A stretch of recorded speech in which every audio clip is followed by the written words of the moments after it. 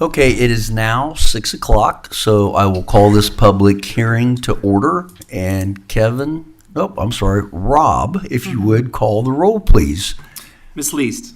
Here. Mrs. Sweet. Here. Mr. Bear. Here. Mr. Whitaker. Here. Mr. Avery. Here. Mr. Hanna. Yes. So all members of council are present, and this is the date and time that was set by the Enon Village Council to hear an appeal on the Board of Zoning Appeals case number 2023-08. So Kevin, I will allow you to give a little background information, then I will ask the applicant to come and speak to council, if that is their choice. Any comments from residents that are present would come after that, and then I'll also give the opportunity for the applicant to make any type of rebuttal. So Kevin, I'll turn it over to you. All right, thank you, Mayor. There was a letter that was submitted to the board from Miss Ashley Montgomery, property owner of 71 Fairfield Pike. The property owner is requesting a variance to allow animals and/or fowl as pets or for domestic use. Enon Codified Ordinance, Section 1141.04D, agricultural district allows these animals or fowl as pets or domestic use and not in residential district as they are not listed.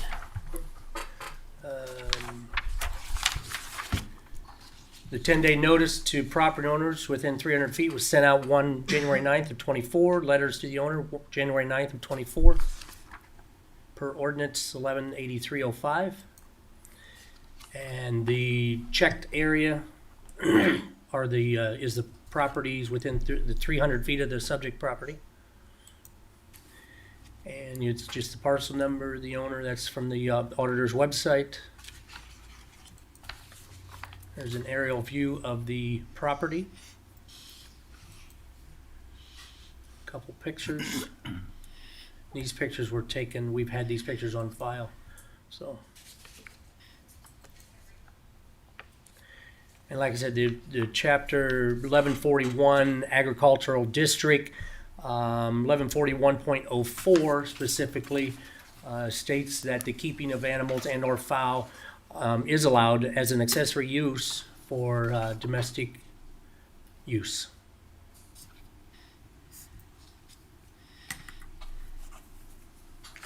Okay. Any questions before we hear from the applicant? Are those updated pictures? It looked like one of them looked like maybe while it was being built. Is that correct? I think so, that first one was, yes. Let me go back here and see. That, I think maybe the next one. let me see here. Wrong way. Yeah. Okay. Any other questions for our administrator? Okay, at this time, I'd like to give the opportunity for the floor for the applicant, if they would like to come forward, and please state your name and your address for the record, and then you'll have 5 minutes to address the council. Good evening. Good evening. It's Ashley Montgomery. I'm at 71 Fairfield Pike, and when we originally purchased our property, we made a mistake. It was a mistake on our part. We did not realize at the time that Enon Code stated you could not have the chickens. That was definitely something that we realized, obviously, from receiving the letter. However, we thought we were in Mad River. We know now we're not. When we did the building, and yes, the one photo is while my husband was building it. Our previous property that we lived at on Redbert had a chicken coop that was already on the property. And we obtained our chickens because our children wanted some chickens. And at our property, we were actually allowed to have them free range, which was really nice. But unfortunately, when we purchased our property here, we wanted to be respectful of our neighbors and the code, Mad River, which we went off of as far as building the coop. We tried to make it as tasteful as possible, and we want to do some upgrades to it, but because of this situation, we're kind of hesitant to do any kind of upgrades as far as putting shingles or anything on it. And I'm sorry that this has caused such a ruckus in the village. Was not our intention at all. We were just trying to give our children pets, one of which, Red, is one of my personal favorites. We care deeply about our chickens. I know this is crazy, and I know some people don't understand it, but we do.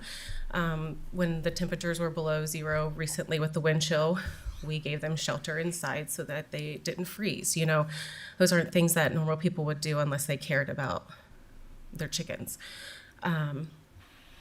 So I'm just asking for, well, obviously we're doing the appeal. I'm asking for reconsideration on the issue.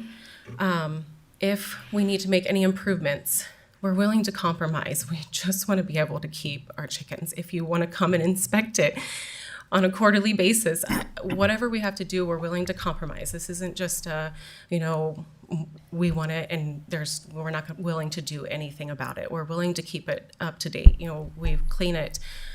We do use the feces as a way to fertilize our garden. So that is something that's very rich for chicken feces. It is very, very good for your garden. So there's a couple of dual usages out of it, but we're just asking for reconsideration and to give us, restrictions. I don't feel like when we were originally denied that we were given a specific reason to why we were denied. It was just because they didn't want to set a precedence. But then in the same sentence said that this wouldn't set a precedence because it was just for our property. And that doesn't make sense to me because they're not bothering anybody. They're actually not as noisy as a dog barking. We don't have a rooster. That is something we don't have. We're not asking for a rooster, nor do we want a rooster. I could understand if we had a rooster. No one wants to hear that at 5 o'clock in the morning. Some people like it, but we do not. So we do not have any intentions of getting a rooster. We just want to keep the ones that we have. Okay, thank you very much. Are there questions for the applicant from council? There are 12 hens that you have? There's 11. 11. Okay. We unfortunately lost one. Okay.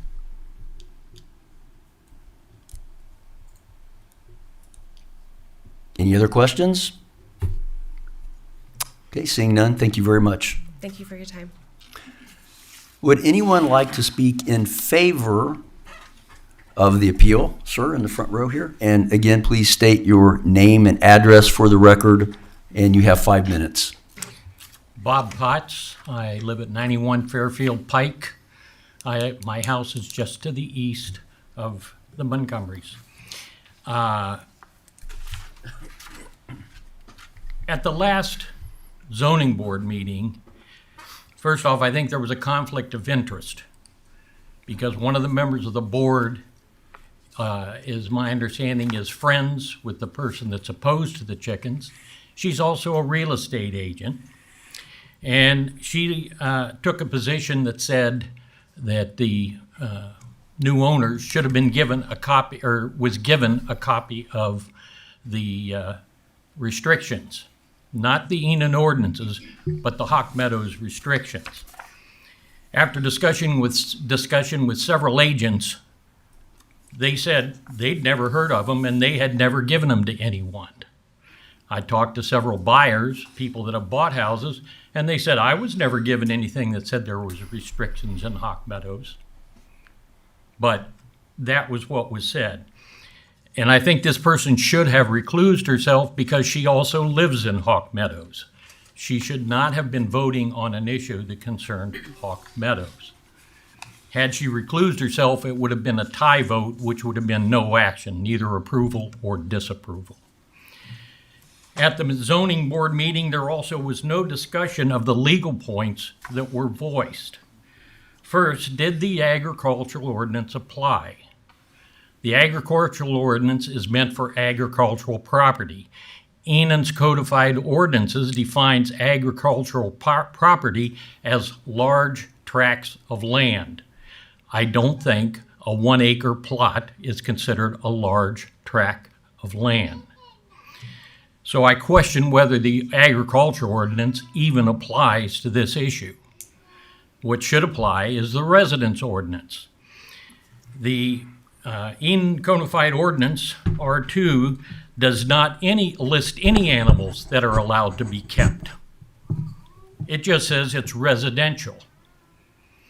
I did some research and I did find references for chickens and other animals, but they were under violations if you let them run wild or if you painted them pink.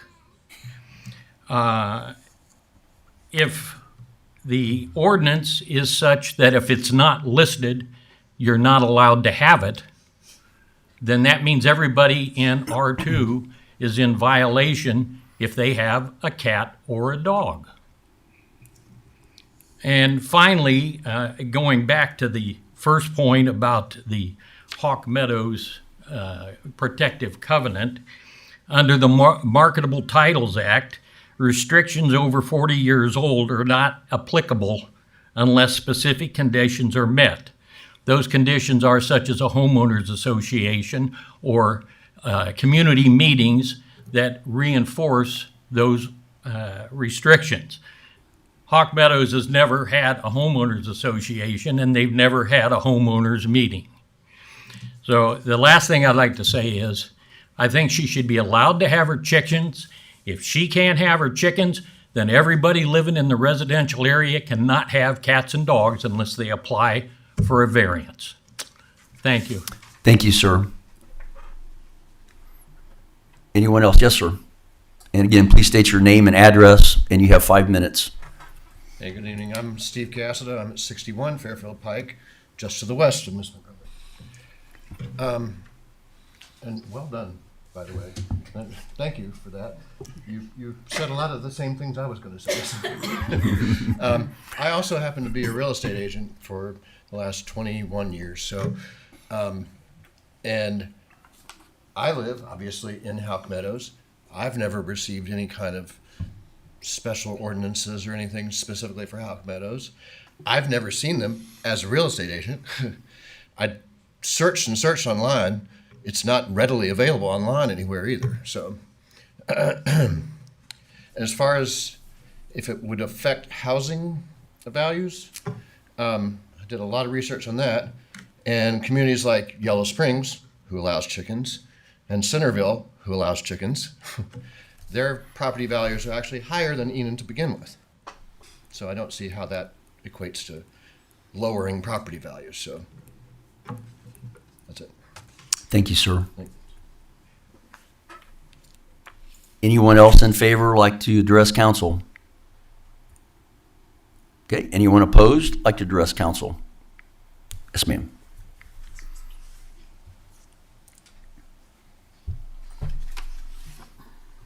Hi, I'm Rosalie Gibler. Good evening. 5 Bob White Drive. Our backyards are together. I do not agree with allowing livestock in the village of Enon, which is considered a residential district.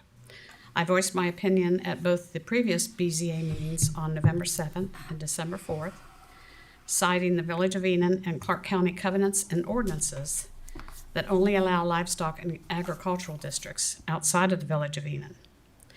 I researched the zoning and subdivision regulations at clarkcountyohio.gov and can provide you with the Ohio Revised Code sections referencing this subject.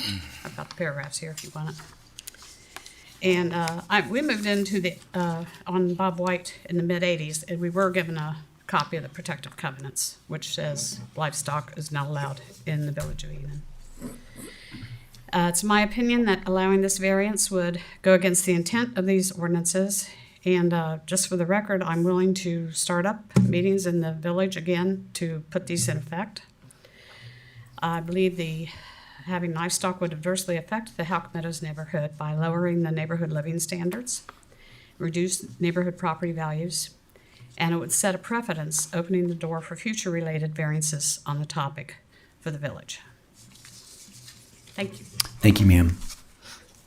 Anyone else like to address council? Yes, ma'am. And again, state your name and address, if you would, please. Teresa McLean, Good evening. 600 Canary Court. Most of you will hear my accent and assume that I know a lot about farm animals. I do not. I had to do some research, and what I read about chickens is that they don't excrete urine, that they excrete their urine in the form of manure or poop, as I probably would call it. And so I also talked to a couple of people, and unless it is properly composted, which I don't know that they will do or they have done, it could burn vegetables. Does anybody here know anything more about that? I'm sorry I wasn't in 4-H or FFA. And, but that was what I found. And are you aware that there is a body of water that runs behind this property? Have any of you or you properly researched where that body of water flows? Does it go into Mud Run, which is already a part of the Mud Run Conservancy and flows behind your house in Hog Meadows? And do you understand what I'm saying? So Mud River is a part of the Mad River at some point. I don't know where this water flows.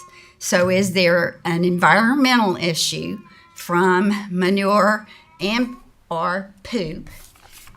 Sorry, I could talk to high schoolers all day long, but you guys make me so nervous. Now, You're doing great. I just want to know if this should be tabled until we find out if that's going to become a problem, because Mad River, according to Mad Men, an association for Mad River, is working fervently to get that Mad River a part of the state scenic rivers and the national scenic rivers, and they're gonna really crack down on what we do with farm excrement, etc. So I know your home is protected because you wouldn't want anything running into the mud run behind your house. I defend the right of you as property owners, and I probably will make a pretty good neighbor if you give me half a chance and it's not over this particular issue. But I am concerned about this, and I'm also concerned that it'll be my neighbors behind me that want chickens next. And yes, I have a dog, and I pick up after my dog when I walk and in my yard, and I dispose of that, properly. So I'm just, a little bit concerned about granting it. We wouldn't need a variance if it were an agricultural area. And so the very fact that we're talking about a variance pretty much tells me that most anybody in this area, if you ask, what is Hawk Meadows? Did I say it right? And that is, it's a residential area. And that is a part of the only problem I have. And I, like everybody in this room, I'm sure some of you, I've taught your kids, I don't have a grievance here that's personal. And it won't be personal after tonight, but I will come back if the people behind me who probably would want chickens if given a chance. And I've already talked to somebody on the other side who's told me she has considered having a chicken coop. So let's just decide where we draw the line. Thank you, ma'am. Anyone else? Would the applicant like to make any other comments before we conclude the public hearing? Yes. In response to my neighbor, as far as the stream that is behind my property that only flows when it's raining because Rose has put rocks up to keep it from completely flooding out her area, which is perfectly fine. I have no problem with that. However, our chicken feces getting into the flow of the water has no bearing on that because they're cooped up. They do not free range. Unless we are physically taking the feces and dumping it into the water, it is not going to get into the water. Furthermore, that stream runs down through agricultural property. So if that was a concern, then that should be taken on further than this room. I don't understand why this has become personal when we're not bothering anybody. We have every intention of keeping up with the upkeep of it. We have every intention of keeping our yard upkeep. We have no intention of letting them free range for the respect of our neighbors. We're not trying to cause a ruckus. This started off with having them as pets, and yes, they give us eggs, which are very nutritious, and it's something that we don't have to go to the store and purchase. And if you follow the news, every other year there's a chicken flu outbreak and a bunch of chickens are killed, and then there's an egg shortage, and that is something that we do not have to deal with. And I can promise once the chickens, it's nicer out and they are producing more eggs, I have no problem giving free eggs to my neighbors that have no grievance with me. I don't understand why there's even a grievance over some chickens that don't make noise, that I know they cannot smell. When we clean it with a face mask on, because we do understand the risk, and we take those steps because we know what we're doing. When we researched this, it wasn't just something that came on a whim that, oh, let's go to Tractor Supply and get some chickens for Easter. That was not the case at all. And so, yes, there is no issue as far as it running into the stream and running into Mad River. I'm an avid kayaker, and if you go down past Springfield, Mad River, there's a sewage that dumps into Mad River. So I think that chicken feces is the least of our worries when it comes to fresh water. And the fact that Enon is a village, the Clark County, what she was talking about, the Clark County covenants or codes do not apply to us as being a village. Okay, thank you very much.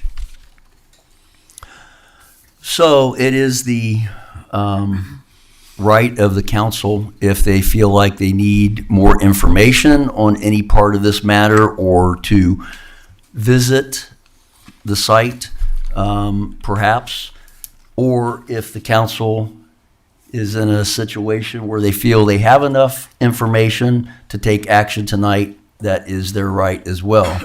I will tell you, it will take 5 votes of the council to overturn the ruling of the Board of Zoning Appeals. What is the pleasure of the council? So I wouldn't mind seeing the chicken coop. As she said, if it's not free range, they're cooped up. She's taking care of it. My opinion is it wouldn't be a problem if it was my neighbor. Now, several times the covenants was brought up. I don't know that we have any kind of say in the covenants. I don't think we can enforce anything with the covenants. I don't know if the covenants is even still up to date to where it's enforceable by the, I guess, Hawk Meadows. I don't know. There's just some things that, I don't think that we've done our part, especially with the residential ordinances, with it being a residential property. I don't think we can necessarily say that, everything that isn't spelled out in there is prohibited. I think we need to use, some common sense that I know there's 4 or 5 places currently that have chickens within the village limits. They don't have a problem. And it's probably just their neighbors are okay with it. There's other animals besides chickens. I don't know. Chickens aren't a big deal to me. I don't think that we would be setting a precedence by approving her variance. She had to come to the BZA to. Well, I ran out of time on myself. Your time's up. No. Well, like I was saying, that's exactly what the BZA is there for. Just because she were to be granted the variance doesn't mean everybody would. It's a case-by-case thing. So, I think there's some things that our planning commission needs to take care of with our ordinances. But like I said, I would like to see the coop. You know, I didn't hear noise or smell being a problem for any of the residents. So I will say one thing. It's been a while since our zoning codes have been reviewed, and I agree with Mr. Whitaker. Those need to be looked at again to see if any areas need to be tweaked. It's been every bit of 15 years since they were looked at.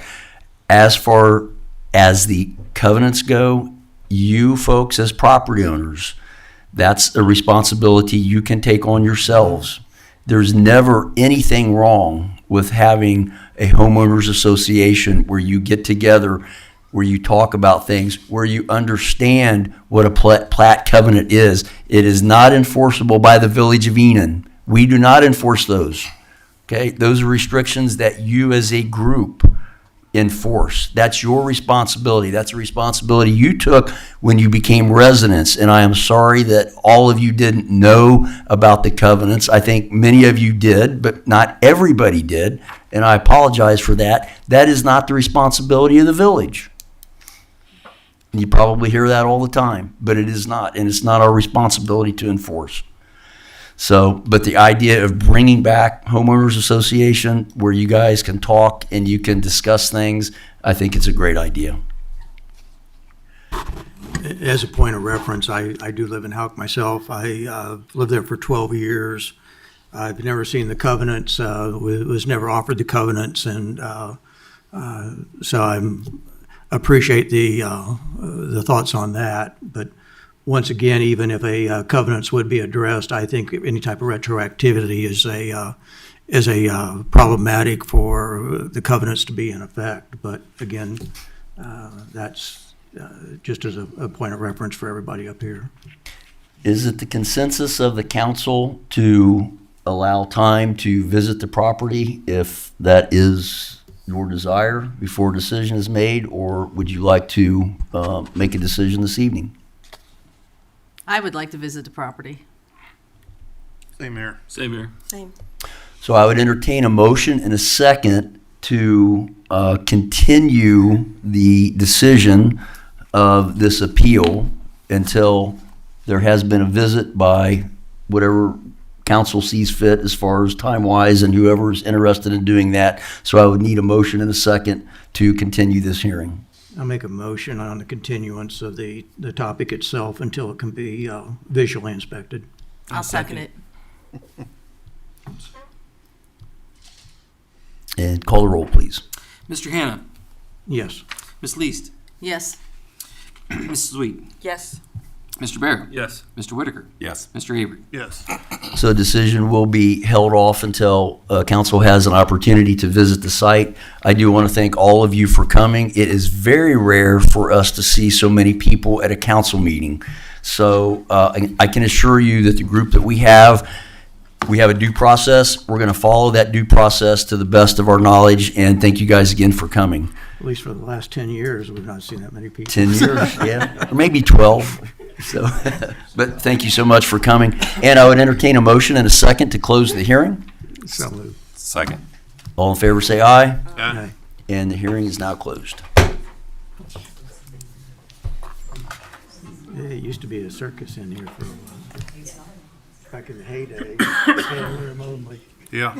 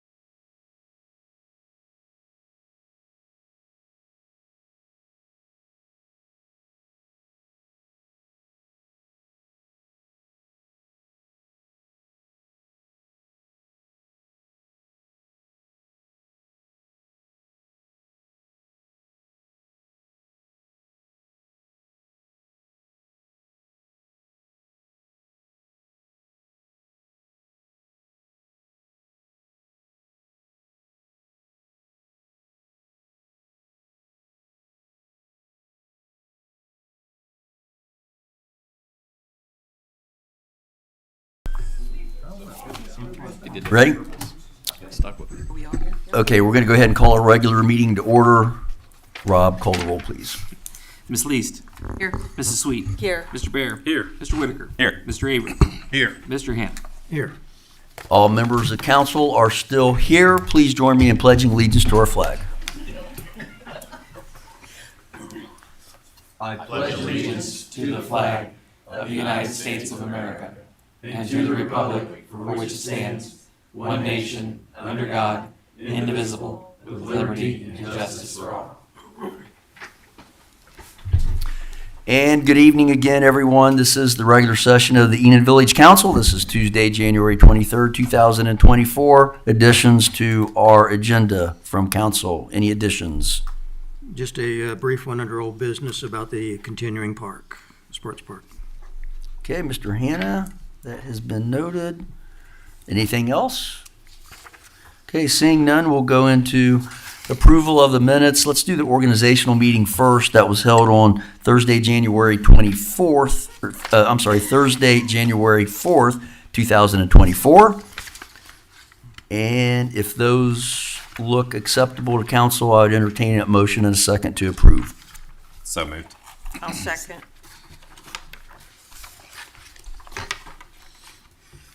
And call the roll, please. Mrs. Sweet. Yes. Mr. Bear. Yes. Mr. Whitaker. Yes. Mr. Avery. Yes. Mr. Hannah. Yes. Ms. Least. Yes. Those minutes are approved as presented. Let's go into the minutes of the regular meeting on Thursday, January 4th, 2024. There was a correction on there, and I didn't quite catch where that was at. I got it. The last paragraph was transposed over to between Mr. Avery and myself, and Ms. Tomey is corrected the ones that I've signed. So- It referred to Mr. Avery is working with the Moats Group and the ballpark narrative on there. So it has been Very last corrected? paragraph. Okay, So it great. has been corrected. Okay. I'll move that we accept the minutes as presented. Second. Been moved and seconded. Call the roll, please. Mr. Bear. Yes. Mr. Whitaker. Yes. Mr. Avery. Yes. Mr. Hannah. Yes. Ms. Least. Yes. Mrs. Sweet. Yes. Those are approved as presented. Let's go into the financial reports. Rob, you have 2 months, it looks like here, that need approved for our bank reconciliation, so I'll turn it over to you. Sure. We only met one time in December, and if you remember at that meeting, I told you I couldn't reconcile November because UAN had issued an upgrade and a patch that ended up being defective. So it took a while to get that fixed, but we were able to close the books for November, and then we were able to do so for December as well. So we are into the new year officially. We not only closed the month of December, but we closed the year 2023. We would take a look at our December 23 cash summary by fund report. Will show us how we ended the year. This is a general note. All our balances look healthy, especially our general fund numbers, which we're looking at. So you'll notice that when we get to the street number, it is going to be down a little bit from what we had thought, but we were able to pull some appropriations together and pay the remainder of the road project. Nice job on that, by the way. We got it Okay. paid in the year that it was done. Appreciate that. Done. So Yeah. we should be good to go. So our totals are general fund end of the year at $195,138.92.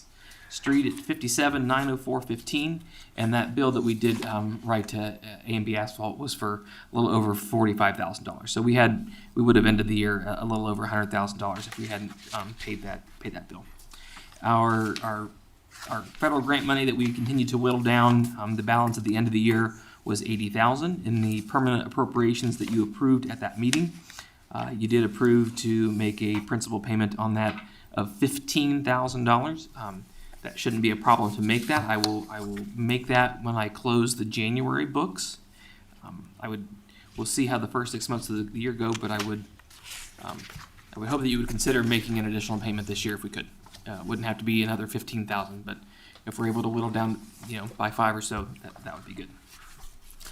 Going down into our ARPA funds, we have a remainder of $131,121.75. We did not pay for the fence project out of those monies, but we did pay a bill for a little over $230 for the survey work that was done to do a new legal description from Shoal Surveying. And a quick note, that line item, those monies need to be appropriated, encumbered this year and spent by 2026. Yes. So we, and also in the appropriations that you approved last week, we added an appropriation line to not just do capital improvements, but to do professional services as well. So we can do contractual services if we would be in a situation to enter into an agreement with like an engineering firm for consulting or something, we could use those monies for that as well. So, but if not, we can dump it all into permanent improvements as well.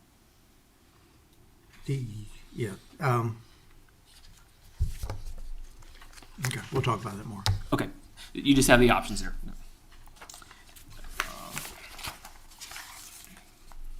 Sorry, I lost my place.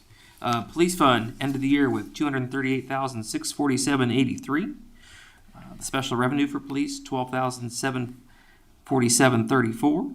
The mayor's court computer fund, $29,1150. Our water operating account, $343,471.05. And our contingency account, $109,822.34.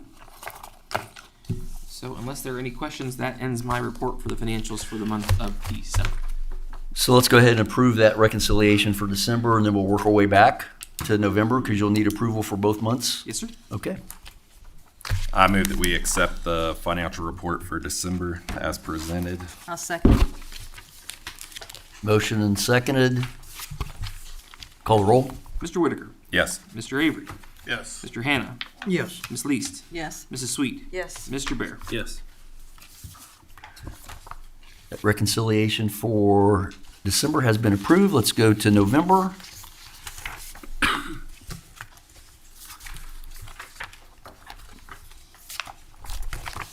I don't have anything really to add because December. So we're not just going to got really, done. it's kind of silly to go back to November unless the council wants to review those figures. That'll be up to the council. What's your pleasure? You good with that? I'm good with it. One time, I'm just messing. I'll move that we accept the November financial report. I'll second it. Motion and seconded. Call roll. Mr. Avery. Yes. Mr. Hannah. Yes. Ms. Least. Yes. Mrs. Sweet. Yes. Mr. Bear. Yes. Mr. Whitaker. Yes. Okay, that financial report, that reconciliation has been approved. I think I included an email with the December reports that there's yet another glitch in UAN, so the Yes. signature lines are not available on that report. We'll just sign those in the blank area at the bottom.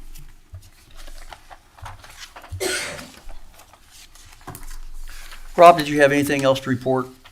I spoke with someone at the state auditor's office today. Due to our negative balance in that federal grant fund, we are under something called UAN Watch, and we have to report several things every month that other entities do not.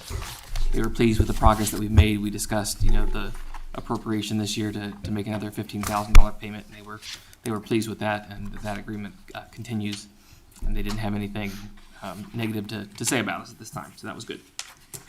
Hence the reason to try to pay it down quicker. Yeah.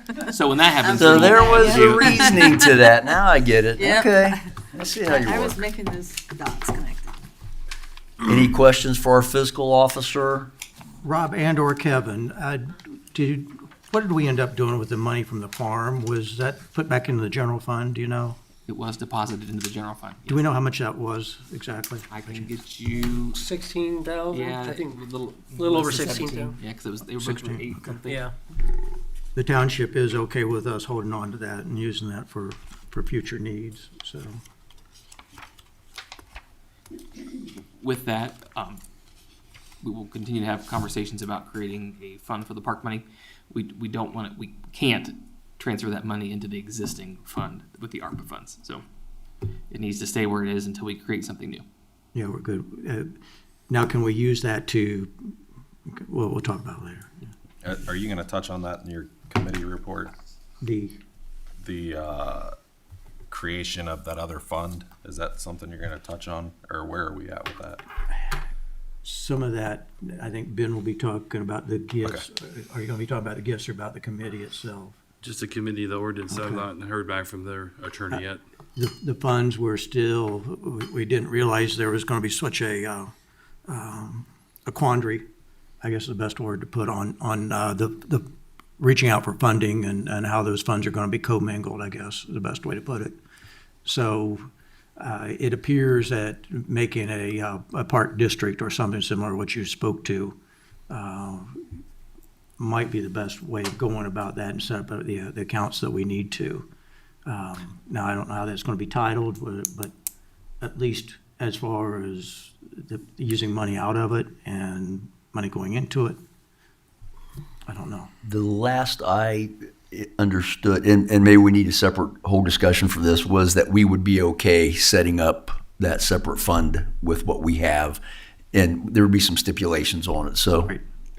From our conversation with the solicitor, what we really need to address is the joint ownership of the land, and if that will continue that way, or if one entity will deed their half interest to the other, so that you don't have to have both municipal corporations approve everything. The township did address that over there, where they had no problem about us going forward with the, I don't want to say the control of it, but the primary leadership of it, I guess might be the better term of it. But, okay, any other questions? All right, thank you. Let's get into communications. I have one item of communication. We'll be having a planning commission meeting next Tuesday on the 30th at 4 o'clock here at the Government Center. There's been a request by Mrs. Robin Berry for a lot split of her parcel, and that's located at 205 South Xenia Street. And that will probably be, okay, so that will be a split and then an attachment to adjacent property owner. So that's probably going to be one more of a formality once we see what's going on. But any type, just informational wise, anytime you start going in and splitting off lots or typically combining two parcels that you own, that's okay, but you start splitting off and giving to another property owner, that's when it needs to come before the Planning Commission, just to make sure everything is in conformance with what we like to see on those regulations. So I don't anticipate a problem with that one, but again, that'll be next Tuesday, the 30th at 4 o'clock. Any other items of communication? Okay, let's go into staff reports. Kevin, good evening. I'll turn it over to you. Thank you, Mayor, Council, residents. First item on my agenda there, the park fence, Beeline Fencing Company completed that. I think they did a whale of a job. They got in there in the cold weather and got her all done. It looks nice. I've had probably half a dozen compliments on it, just people coming in, paying their bills or seeing them out there and seeing how nice it looks. The split rail fence kind of adds a nice little touch on the one end. So they did a good job. Good addition to the park. So item number 2, equipment. We started, discussing some aging equipment, the backhoe issue, there's a truck that we'd like to eventually replace. It's a 2008 F-250. The bed is not in good shape on it. The bed rails are rusted out and things like that, so we use it for plowing. We don't really normally naturally take it out of town any great distance just for safety reasons. But so we're looking at that, but I think in particular the backhoe, we'd like to, it's what year is that? It's a 2002 backhoe. Still runs good, but it's getting nickel and diming us. We use it there at the shop to load salt, things like that, and we currently use it if we have water main breaks, things like that. But as nowadays entities are getting these small excavators, mini excavators, because they can get into tighter spots, things like that. And so we'd like to, got some pricing, went around to a couple different places, got some pricing on a excavator and a trailer that we would like to possibly purchase and keep the backhoe down there at the shop, and that way, we don't have to, load up the excavator, come back and do stuff. We can have it in two different positions, to kind of two different pieces of equipment in different areas to be more efficient. And then also we can just get into smaller spots. We don't need a big backhoe. Sometimes does. Hate to say, but it does more damage. It's good, but it does more damage to kind of. This is repair more and efficient, things. and people are finding out this is a more Yeah. efficient way to do your digging. So we went to a couple different places. I talked to Nancy at West Banco on possibly leasing a piece of equipment. We currently have a lease on our F550 that will be paid off in March of 25. So in discussion, we thought we'd prioritize this and try to hopefully can get the excavator and trailer so we can put that into use right now, and toward the end of this year, possibly retiring that F250 and get a F350 toward the end of the year, and that lease will come off of the current one, and so we won't have, three leases all at the same time. The price of the excavator that we looked at is $76,800. Nancy came up with a 7% lease for 72 months. So we'd have semi-annual payments in the amount of $7,900. And I feel that that's pretty doable. We currently pay semi-annual payments on the truck, the F550 that we have, right at $9,000 semi-annually for that. But that's a 5-year term. This is a 72-month, 6-year term. So stretch it out a little bit to kind of help the finances. I think it would be a good choice in my opinion. So the trailer to haul it, this piece of equipment is in stock. The trailer to haul it is in stock as well over New Carlisle, and that's $11,000. Eventually, we want to look into, and this is probably another 2 years down the road, eventually we want to look into a small skid steer as well. But and I've got prices on that, but this excavator is kind of priority right now. We feel that, we had discussion, Jason and I and the guys, so that's what we're looking at, so. Kevin, what specifically are you looking at? A mini track hoe or? Yes, it's a Kubota, like the township has. We looked at theirs. They've had it over and doing some work for us and just kind of demonstrating it. We went to Columbus Equipment where they have this. They're local, so if there's any problems with it, they're within 10-15 minute drive to pick up a new one. Pick up parts. Their parts supplies, parts support store is abundant, and that's one good thing about with Columbus Equipment. They've got the local store over toward Fairborn and Columbus, and I think there's one down south too. So they're readily available and they're easy to work with, and got great reviews from actually the township too as well. So What kind of depth or reach are you looking at on that? I think the max depth is like 11.6. What I'm concerned about is being short-sighted about having to clean the ditch out, Warden's ditch, eventually as we're working down in the park. Well, we'd still have the backhoe. Now that got to extend a hoe on that? Mm-hmm. Okay. Yeah, we'd still have that. Like I say, because as old as it is, many hours it is, I think it'd be worth just keeping. Yeah. And then if it really starts, because we put some money into it to keep it running, and I think if it really starts nickel and diamond, then we'll have to look at something else. Getting rid of it or something. But as right now, it's just getting worn out, but it still works. Yeah. That's the one that's nickel and diamond you now? Yeah. You can't rely on that 22-year-old piece of equipment to be your frontline piece. It's going to be okay to use it for this other stuff. But you think the mini excavator could take care of a lot of the stuff that you guys do on a regular basis? Oh, yeah. You need something new. There's a lot of discussion this has been going on for about a year. Do we replace the backhoe with a new backhoe? What do we do? What's going to be the best for the village? And this is how it's kind of shaked out. This isn't something that's just, been discussed the last month or so. We've been talking about this probably for a good year. Keeping the backhoe for the other things is going to be fine, but your frontline piece of equipment that you need on a break is going to have to be something newer. Yeah. And it can also be paid for, because it's going to be used by all the departments, it can be paid for out of water and also out of the street That's what department. I was getting ready to ask. Yeah. I figured so.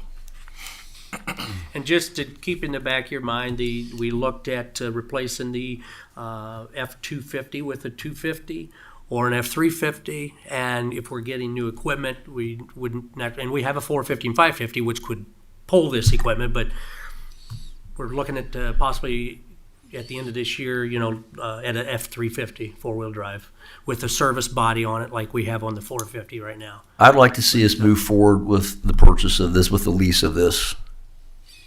Now, we're not leasing it, we're buying it, correct? They're I lease heard payment. leasing. Lease with a, that's the way we do all of our equipment, and it's like, you That's own it. what I- Yeah, At the end. and at the end, you own it. Yeah, So you lease and then lease to own it? yes. Okay. Yep. Okay. Yeah, lease in my head was, Lease, yeah, and then you. So pay- all of our Lease it, major turn pieces it of in. equipment, the No, big yeah. truck, all that we stuff, own it. you pay the lease, and then when you're done with that last payment, it's yours. Yeah. okay. Yep. Okay. That's what it is. So you've gotten quotes from several, you said? I've got And quotes from Columbus Equipment was the best? Where was the other ones? There was two other ones. I don't have that in front of me. I'm sorry. Kubota itself, no, Bobcat, and Southeastern. So But this was the this cheapest. was the cheapest, and just the convenience of being real close in their parts department, just in case something happens. If he said if something breaks down, they're willing to come get it, bring us a new one, and if we need it, but That's where the township got theirs, Yes. correct? Yeah, yeah. I've had several conversations with Todd, and he said he loves working with them. So One thing too is we also will borrow implements every now and then for things, so that might be a compatibility issue off of that. And that was another thing, trying to get something with that, whether it was a Kubota like theirs or a Komatsu, whether the hookups was the same. That way, if we buy some attachments, right. we're not duplicating We don't need to attachments. necessarily buy the same attachments that they have. Correct. Exactly right. Where we have in the past, we've used their stuff, they use ours, so we're kind of got a good relationship with that. And some of these attachments, anyhow, you're not going to buy because you don't use them that often to have. There's certain ones you do, but a lot of them, you go rent them if you need them. So. And this would come out of you said the water and, It'd come out of water and street combination. combination. Yes. So with us turning the finances and execution over to the department heads, you're comfortable with taking on that payment? Yes. I'll move that we move forward with purchasing the mini excavator from Columbus Equipment. I'll second. Moved and seconded. Can we amend that to approve applying for financing with West Banco West Banco. and to allow the fiscal officer to enter into any agreements accompanying it? I'll go with his amendment. Yeah, what he said. What Rob says. And I'll second what he said.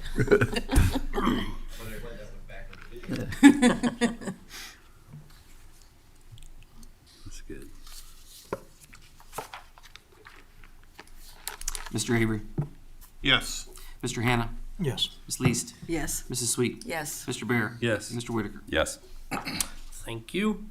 Number 3, wastewater line project, that's going to go out for bid tomorrow, with bid opening February the 8th here at the council room. That is the replacement of the wastewater line, the softener line that we've been kind of dealing with.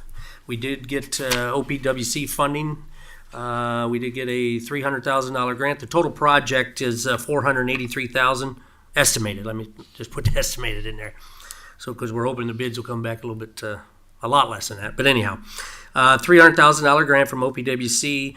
We are taking a loan of $83,470, and with the village has committed to $100,000, brings it up to a total $483,470. But those the bids, the ad will go out tomorrow for the bids, and once again opening February the 8th. So that's moving right along.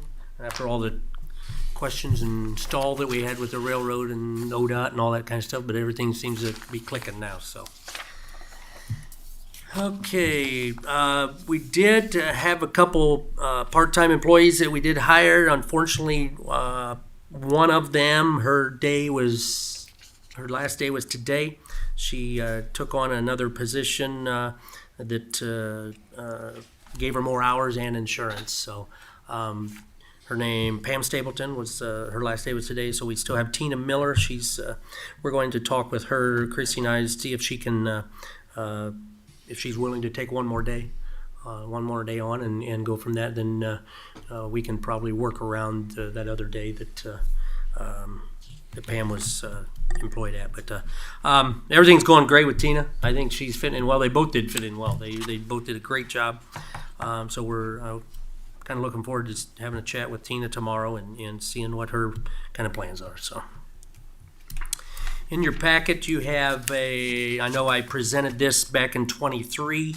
The Enon fees, in my opinion, needs to be looked at and raised in some areas, or in most areas, especially the BZA and Planning Commission, all that kind of, when we're running ads in the paper, we were losing money. I mean, ads range anywhere from $70 to $160. So running ads for those meetings and things like that once you get them in there. So this is just once again a draft. I know I gave it to you last year, but take a look at it again. If there's any changes, these are just my suggestions. So totally up to council what they want to do. If they want to change any of them, if they don't, that's fine.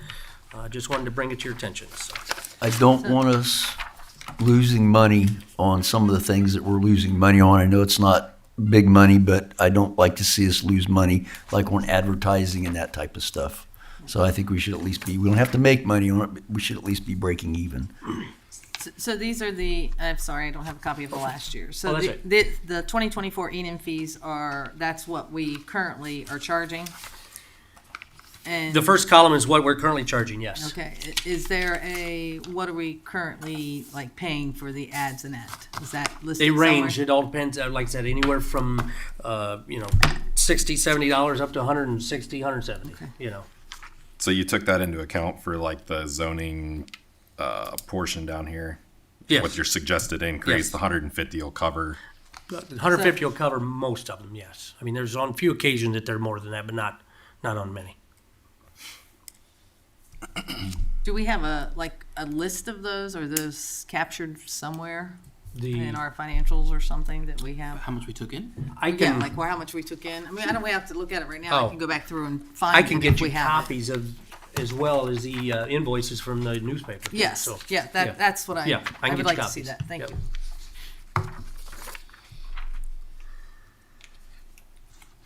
Citizen of the Year, Young Citizen of the Year, nominations due by March the 6th.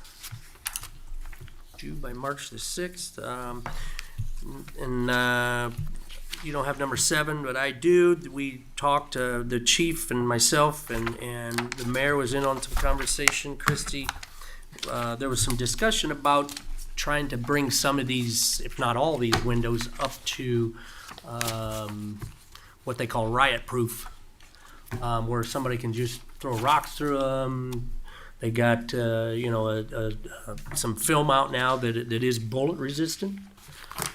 So there was some discussion about, why don't we take a look at that and just kind of secure this building up a little bit more.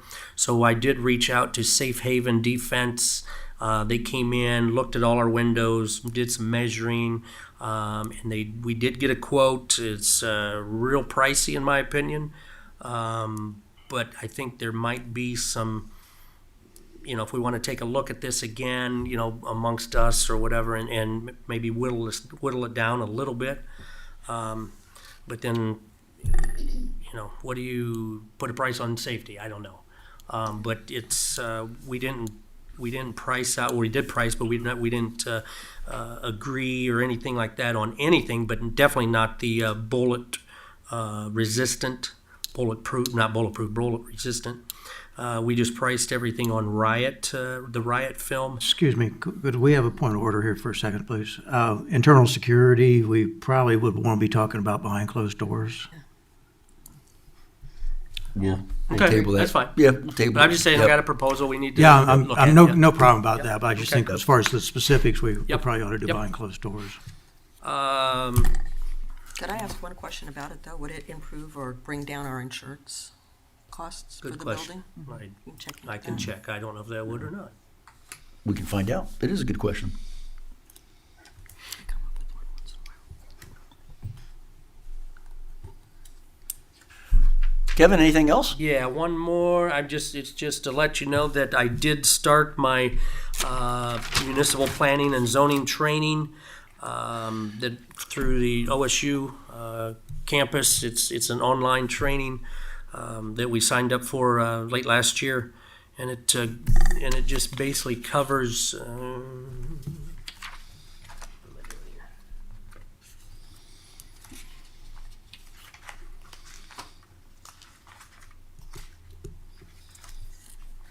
Well, zoning, it goes through how meetings are ran, goes through economic development, goes through planning and zoning fundamentals. It's a 14-week course. It'll be over April 22nd. It's kind of go at your leisure, but it has to be done before April 22nd. How many sections? There's 6 modules. Gotcha. I'm on number 2. Okay. And within those modules, there's videos to watch. There's discussion. I've been watching planning and zoning meetings from Cincinnati, from Cleveland, from just how things are ran, and just examples of different things. At first, I didn't think it was going to be interesting. Like, okay, well, how's it going to keep my attention? But it's pretty interesting. Pretty interesting. I think it's if you ever get a chance to anybody to do that, I guess we could have. Is there a test? Yes, there's a test at the end. There's quizzes at the end of each module. You got to pass. I think there's like a final test at the end, and Okay. I don't know if you have to. There's some sort of paper or little paper you got to write or something. But anyhow, and that all you can scan all that in and turn it in. But it's interesting. It's interesting. So Mike. I'll be done with that April 22nd or before. So. Questions for our administrator? Thank you for your report. And Rob, I think Christy, do you have the information from Christy? She completed something with the auditors, kind of on that same. At the organizational meeting, you guys appointed her to be the records custodian, and there's coursework that goes along with that, which she has completed, and these are the certificates. So I will attach these certificates to the signed copies of those meeting minutes. For the Awesome. Thank you. Very good. Chief, good evening. Good evening, Mayor, Council, and residents. I passed out a packet to council members earlier. That's going to be the stats for the monthly stats for the year 2023. I know sometime, I believe about August of 23, I was kind of slacking a little bit, wasn't doing that monthly. I appreciate Councilman Whitaker bringing that back up. I'll get those out monthly here over the calendar year 2024. I'm not going to read all these to you, but we had some employee transitions there in January. Plus, it's also a fairly cold month. The number's a little low, but as you see, I can anyway, at least as far as the stats below the dispatch, so we can't really control that. The uptick in some of the activity, for example, like the citations and the traffic stops, it just kind of shows the growth of our officers and the addition of our new officers that we added. So I know in 2024, I'm going to do a little bit more focus on individual officer stats tracking as something that was self-done to myself over the years in my law enforcement. So kind of do that. It won't be for a negative or a positive, but just to kind of show folks where they're at. Park security there, the second line, when we had those cameras installed down there, needed some electrical power to them, which was hooked up about a week and a half ago. So I've been, after the electricians came in and did that, and been in contact with the security camera, Infinite Protection. So we'll be just finishing up some, add the software and stuff to them. They should be, hopefully, weather permitting, should be wrapped up by the end of next week. So. We did mount those on the buildings. I know Jason Rose mentioned the vibration of the building in the very first meeting we had. I probably didn't really catch that too well, or else I wouldn't have mounted them to the building the way it was explained, but it's whatever. Work in progress. I know the trailers that I use, they do shake from the wind.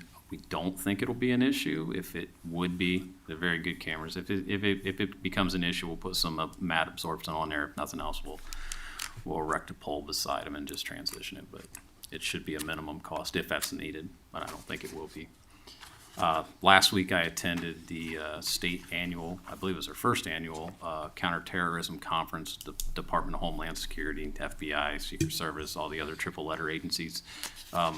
When you think of counterterrorism, obviously you start thinking about the world news, but we discussed more than that. It was a lot of domestic born terrorists, so your active shooter, your obviously your extremists, violent extremists, stuff like that, and also international. I did learn, I got to meet a lot of great law enforcement officers that handled some of our more not so favorable events in the United States. For example, the Vegas shooting, I was able to talk firsthand. Also, he was doing the presentation of the officer. It was the first one to breach the door there at the casino out there. So it was really nice to get their perspective on just how you look at people's movements and their activities, and just kind of stay focused or pay attention to that. Obviously, I got to interact with a lot of folks, but I do appreciate the Clark County Emergency Management sending that over, EMA.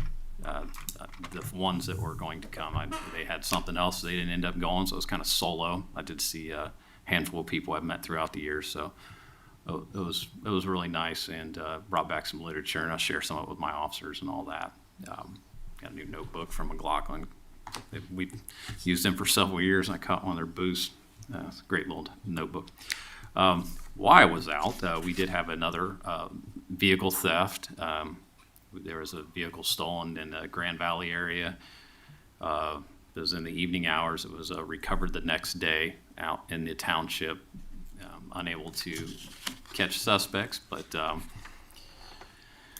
our agency went out, recovered the vehicle, returned it to the owner. And again, this is just a constant problem that we're just going to face everywhere. And I just ask again, if any residents see anything that is suspicious, please report it to the Regional Dispatch Center. We can dispatch some officers. And then, of course, it never hurts to write down anything that, any information that you can pass on to maybe help us with the investigation. But other than that,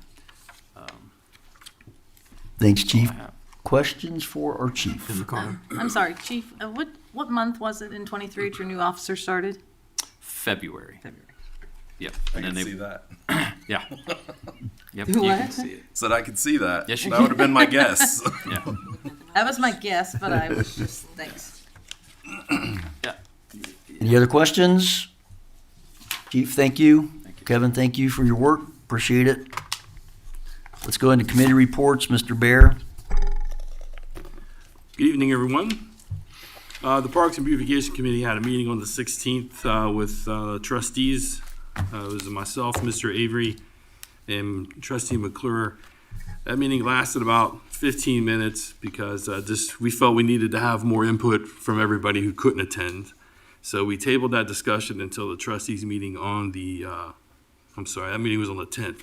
Then we met the trustees on the 16th, and they invited us into executive session. Obviously, we can't discuss what happened in there, but no action was taken on that night. But based off those two meetings and some discussions afterwards, it is my opinion, and Mr. Hanna and Mr. Avery agree with me on this, that we table the idea of this secondary committee until it's further needed is recognized. We still have some questions about the legality of who and how a government organization can solicit funds. So at this point in time, I just feel we need to keep that other committee on the back burner. The Parks and Beautification Committee will continue to have and schedule joint meetings, and I will personally make sure that the 9 applicants get invited, as well as all the sports organizations. That way we can continue to share information and be transparent about what we're doing. But other than that, that's all I have on that. But I believe Mr. Hanna has some updates on some park projects. Okay, we can go ahead and backfill on the side. So that's, the timeliness was as much a thing on the Parks Committee as anything. We want to make sure it's productive. So the time elements for their involvements would be problematic. But last week, we were able to finally make contact with Conger Group and who we were dealing with through the Moats Corporation. They're presently doing the Fairborn High School, as well as the Fifth Third Ball Field down in Dayton. They are going to be coming back. Got another email today with an estimate for the park in total itself, so that way we can look forward to possibly some state funding that we found that might be available to us. If that would be out there, then it would definitely help our situation with the park itself. And thankfully, that was a result of Mr. Hackett being out here when he swore in Mr. Whitaker and Ms. Least and Mayor Howard. So that turned a lot more productive than what we thought. I was ending up with a new mayor. So, but anyway, it seems strange that last week a lot of these things fell into place. We did talk to MSP, who Mr. Babcock had issues make contact with and was able to work with them. They are willing to look at paperwork that would be provided to the state because we want this to be done properly and over the total cost of the park itself.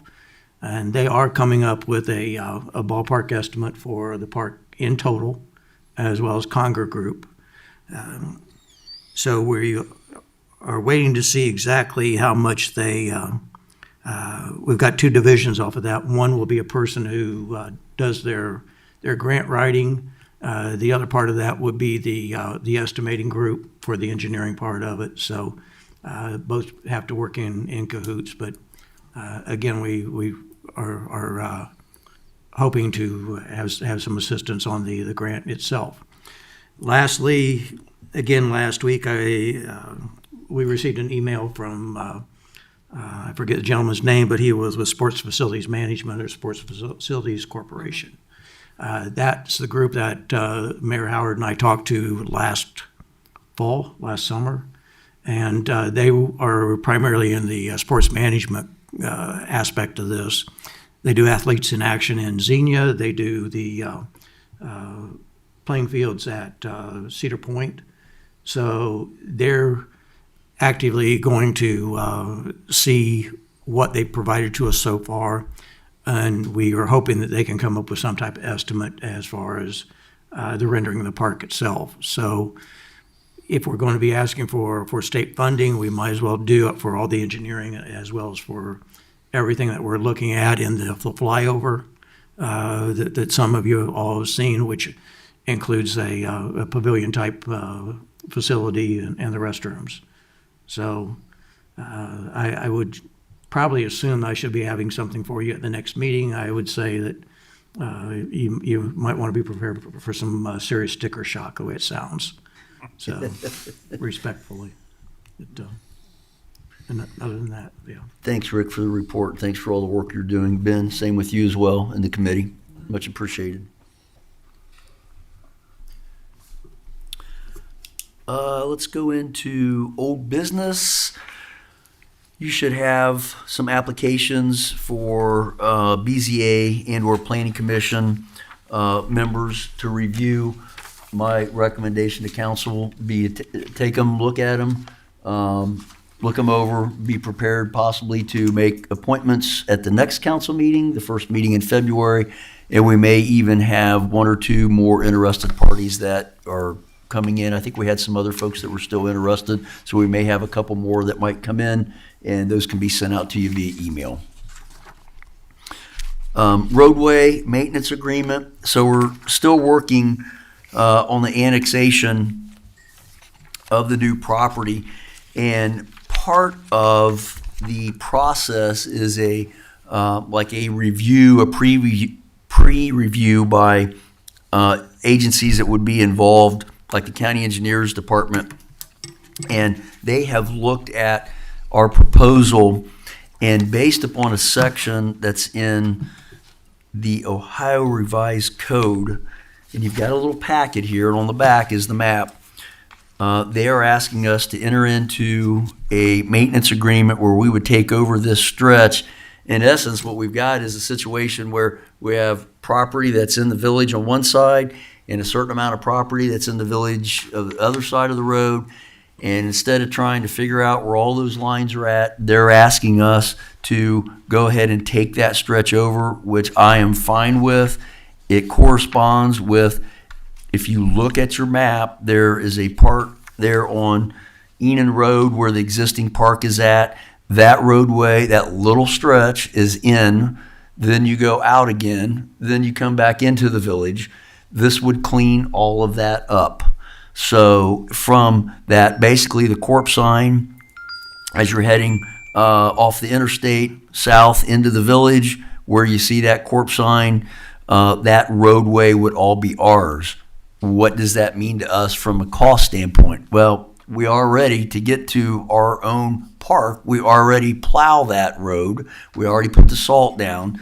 So there might be some maintenance costs down the road when you're talking about a repaving project. But Kevin and I met with the county engineer, John Burr, and his, and he's the assistant or deputy engineer, whatever. He's like the right-hand man, Paul DeBeauty.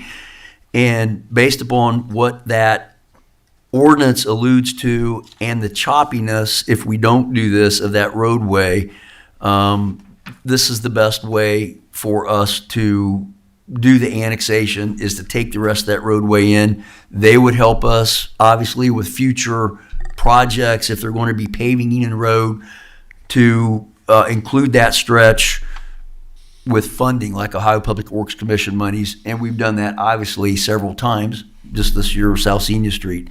So to make all of that happen, there is agreement that has been drawn up. It's been reviewed by Paul Cavanaugh. That would basically say, we're going to take that stretch of roadway that's designated by the map, and I would like to get the blessing of the council, if I could, please. Does that include both sides of the road? I mean, the whole road itself?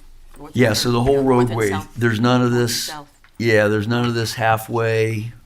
If we don't do it, that's what we would be faced with. It would be so choppy, nobody would know, excuse me, where that line was It's at. already choppy now. It's already choppy now. It would be choppier. Right. So suburban propane is not included in that, correct? They are not. There. They're not in the village.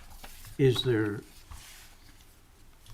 issues about having that as an island itself, or would that be, or I guess what I'm asking is, by not necessarily past practice, but as general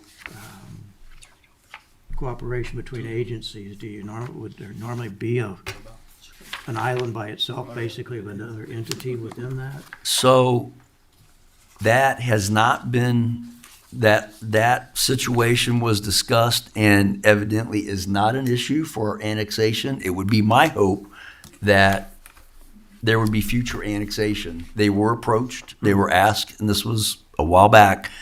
So the interest is not there at this time, but it would be my hope in the future that that property would be annexed as well.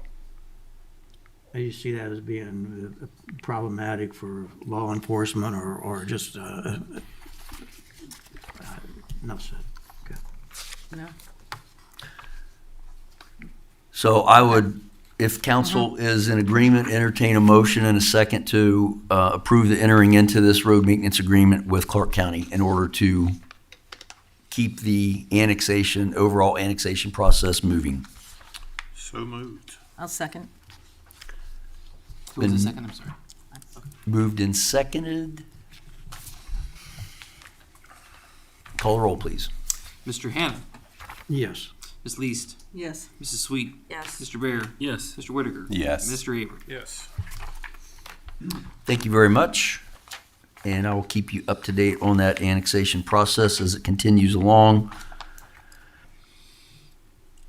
Kevin, I'll turn this over to you. This is an appointment for Mr. Hannah. I don't have that in front of me. What? Well, we have a vacancy on the TCC board that was left by, I think, Mr. Babcock. Mr. Babcock was actually in that position. I know we've got another one that Kevin's going to be talking about as well, but this particular appointment would fill Mr. Babcock's vacancy. So let's go ahead, if we could, and take care of that. I did talk to Rick. He was interested, I think, from an availability standpoint of attending meetings and your history with the street department. I think you're the legitimate candidate for that, and it would take a motion of council to officially appoint you. So moved. Second. It's been moved and seconded, and call the roll, please. Ms. Least, Yes. Mrs. Sweet, Yes. Mr. Bear, Yes. Mr. Whitaker, Yes. Mr. Avery, Yes. Mr. Hannah. I'll abstain. Congratulations, Rick. So, and I don't want to confuse this, but the other appointment would have to do with you. Do we want to take care of that tonight, or do we want to make sure that we're clear? Do you understand? Okay. You want to take care of that tonight? Yep. Okay. So I'll let you explain this one then. Louis Agresta reached out to me via email. The Elmer Beard served on the LOGCAC committee for several years. Since he's retired, Enon needs to appoint a new representative. And Louis checked with the bylaws, and he said that they were pretty vague on who could be appointed. He asked if I would like to serve on the committee. He feels that I'd be a great fit, which I'm kind of flattered. I get along with Louis quite a bit. The committee serves as a sounding board to the TCC staff on certain items. I'm going to sit through their next meeting here on the 25th on Thursday via Zoom. Naturally, I'm not on the committee yet, but I would be welcome that position if council so see it. So I think you'd be a good fit. I'd entertain a motion and a second to approve that appointment. So moved. Second. the let me just clarify, LO, I had a tough what's time that? remembering that. LOGCAC. What's it stand for? Local Officials, Government, and Citizens Advisory Committee. Sounds impressive. Put that on my obituary, Stone. on my tombstone. Call the roll, please. Mrs. Sweet, Yes. Mr. Bear, Yes. Mr. Whitaker, Yes. Mr. Avery, Yes. Mr. Hannah, Yes. Ms. Least. Yes. Thank you. Congratulations. Another meeting. Okay, so we do have an executive session this evening to discuss a personnel matter, but before we convene into executive session, are there any comments from our public this evening?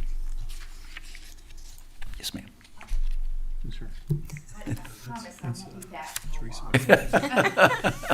All right, so I worked the polls at the last election, and some of the comments had to do with why was everybody unopposed from that was running. I would just like to suggest that to your website, you might want to add, because I know there's 2-year terms and 4-year terms, and I'm not looking for a job, trust me. But in full disclosure, maybe the date of the time that your term would expire by your picture. Good idea. Thank you. Appreciate that. Anybody else? Mr. Babcock?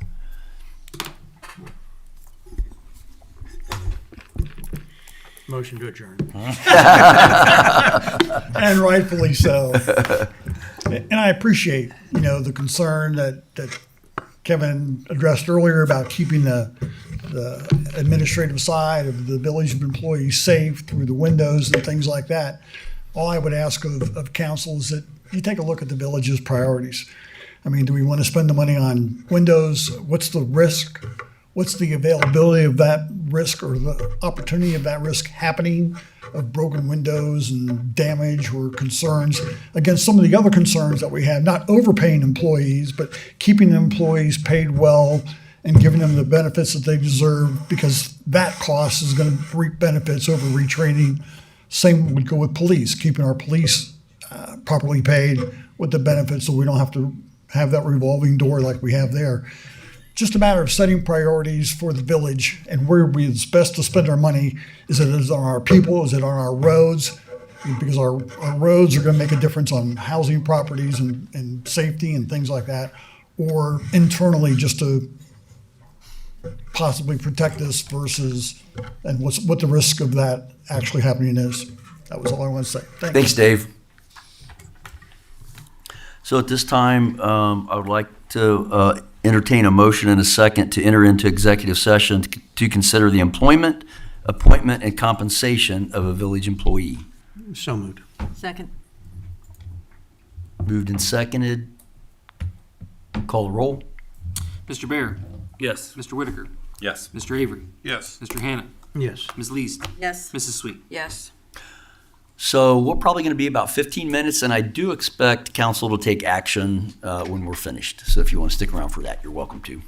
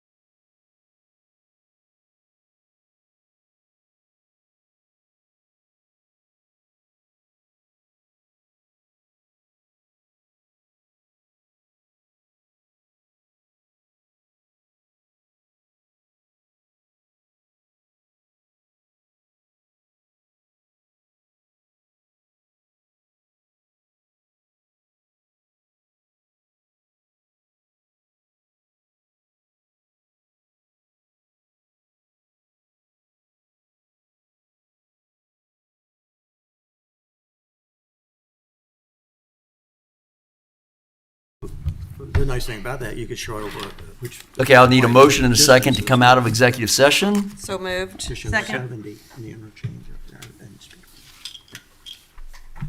Call the roll, please. Ms. Least, Yes. Mrs. Sweet, Yes. Mr. Bear. Yep. Mr. Whitaker, Yes. Mr. Avery. Yes. Mr. Hannah. Yes. Kevin, I'll turn it over to you. All right. Council, I would like to, after discussion, basically need a motion to move part-time employee Jamie Epperly up to full-time status as a water distribution / general laborer for the Village of Enon at a starting rate of $18 an hour, probationary period for 6 months. So moved. Second.